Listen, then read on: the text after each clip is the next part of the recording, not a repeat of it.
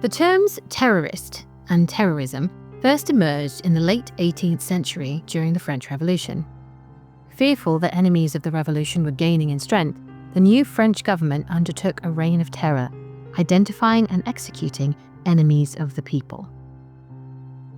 These violent acts against sections of the population were effectively state terrorism. Terror was seen as virtuous and a necessary defense of the democratic principles of the revolution.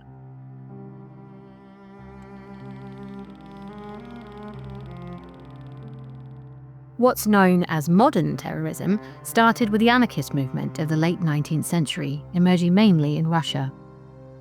Anarchists used targeted violence to raise awareness about the poor conditions under which citizens lived.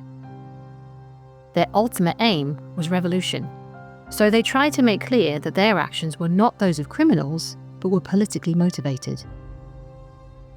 For example, in 1878, Russian revolutionary Vera Zasulich attempted to assassinate the governor of St. Petersburg. She shot him once with a revolver before dropping the gun. When asked why she didn't flee, she said, "I am a terrorist, not a murderer."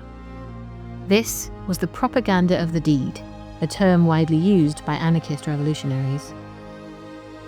As Mikhail Bakunin, a key anarchist theorist, put it, "We must spread our principles not with words, but with deeds. For this is the most popular, the most potent, and the most irresistible form of propaganda." Using new international transport and communications technologies, the anarchist movement became global in scale. It claimed many successful political assassinations, including the Russian Tsar, a French president, one Russian and two Spanish prime ministers, and the kings of Italy, Portugal, and Greece.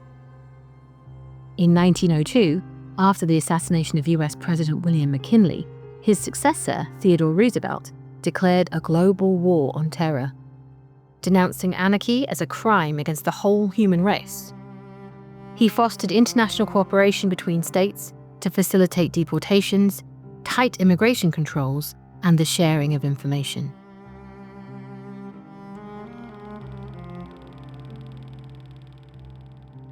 The Ku Klux Klan emerged from the ashes of the American Civil War.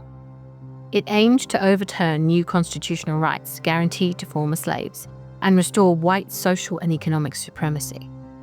Using terrorist tactics such as violent beatings and hangings, it was instrumental in white Democrats regaining electoral control in many southern states. The group was banned by President Grant's federal government in 1871, but this was too little, too late, as segregation was already being introduced across the former slave states. The Klan would re-emerge in the early 20th century, again using a range of violent tactics to continue the fight against racial equality.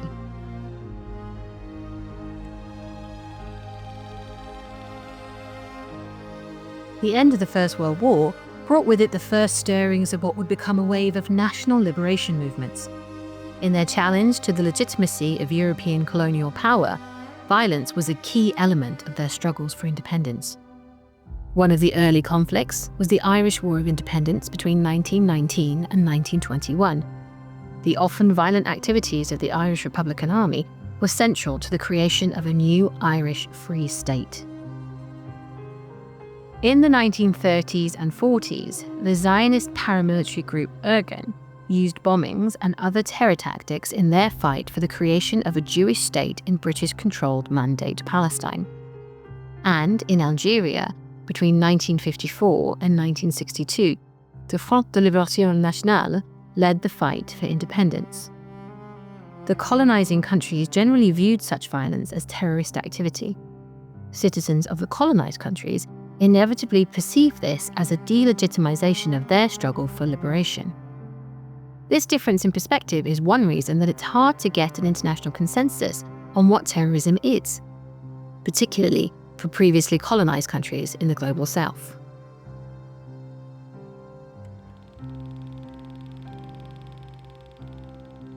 In the 1930s, fascist street movements emerged in Germany, Italy, Spain, and other countries across Europe.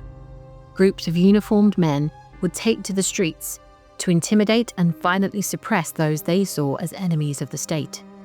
One of the best-known groups are the Brown Shirts of Nazi Germany.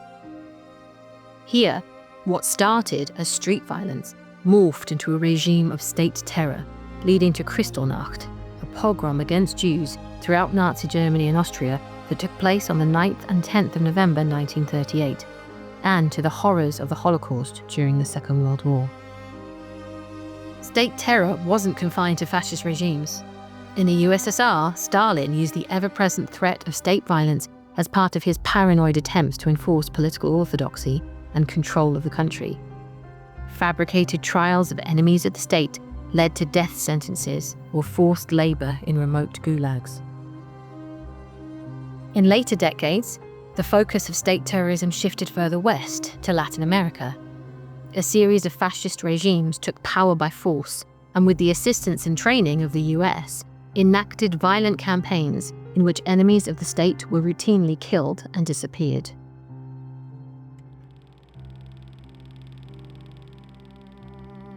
In the 1970s and 80s, small groups of left-wing revolutionaries emerged who saw themselves as the vanguard of an oppressed Third World. Organizations like the Red Army faction, also known as the Baader-Meinhof Group, used kidnappings and assassinations against industrialists, politicians, and other symbols of the system they despised. At the other end of the political spectrum, extreme right-wing groups harked back to the years of fascism. They used bombings and other terror tactics to create havoc and destruction to destabilize the democratic order. Around the same time, a new wave of radical nationalist movements emerged to take up the struggles for liberation in countries in Europe and beyond. Founded in 1964, the Palestine Liberation Organization used hijackings and other terror tactics in its fight for self-determination for the Palestinian nation. In the UK, the Provisional IRA staged a series of devastating attacks in its campaign to end British rule in Northern Ireland. In 1984, the IRA attempted to kill British Prime Minister Margaret Thatcher, blowing up the hotel in Brighton where she was staying. In Spain, the Basque separatist movement ETA targeted police officers and senior politicians, including Prime Minister Luis Carrera Blanco, with bombings and shootings used as favoured tactics. Members of the wider population often ended up in the firing line.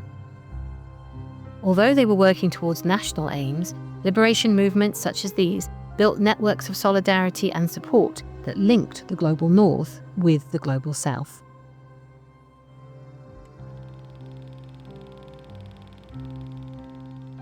In recent times, terrorist attacks are often associated with religious fundamentalism.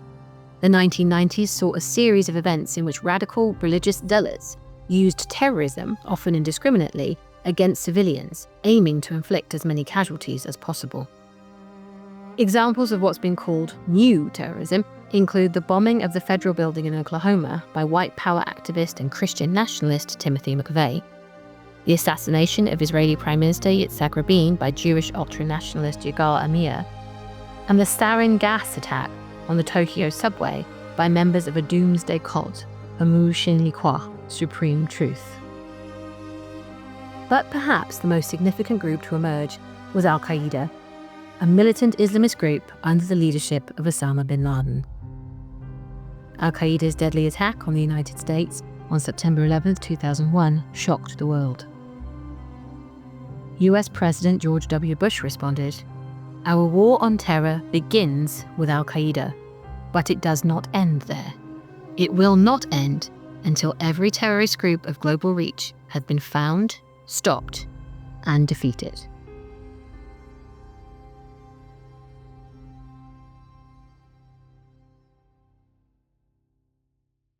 If you enjoyed this clip, feel free to follow the links on screen for more interesting articles and free courses from the Open University.